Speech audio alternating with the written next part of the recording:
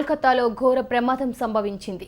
ఉత్తర ప్రాంతంలోని గిరీష్ పార్క్ సమీపంలో నిర్మాణంలో ఉన్న వివేకానంద ఓవర్ వంతెన కుప్పకూలడంతో 10 మంది చనిపోయారు. 50 మందికి పైగా క్షతగాత్రులయ్యారు. శిథిలాల కింద సుమారు 150 మందికి పైగా చిక్కుకున్నట్లుగా తెలుస్తోంది. రంగంలోకి దిగిన పారామిలిటరీ బలగాలు శిథిలాలను తొలగించి మృతదేహాలను వెలికితీస్తున్నాయి. మృతుల సంఖ్య మరింత పెరిగే అవకాశం ఉందంటున్నారు స్థానికులు.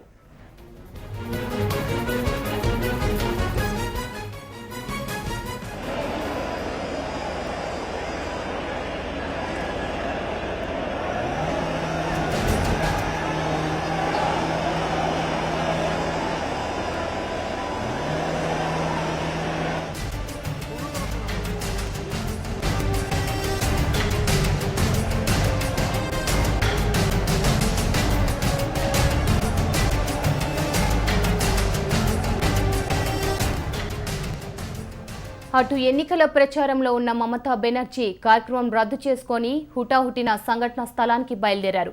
కేంద్ర మంత్రి రాజ్నాథ్ సింగ్ ఎన్డీఆర్ఎఫ్ దళాలతో మాట్లాడారు. సహాయ చర్యల గురించి ఆరా తీశారు. అటు ఈ ఘటనకు మమతా బెనర్జీ సర్కార్ బాధ్యత వహించాలని బీజేపీ నేతలు అంటున్నారు. ఎన్డీఆర్ఎఫ్, సిఆర్డీఎఫ్ బలగాలు సహాయక చర్యల్లో పాల్గొంటున్నారు.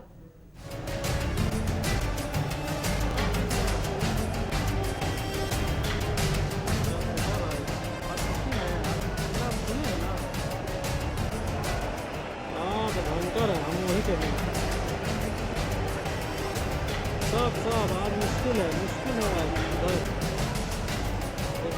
देखते हैं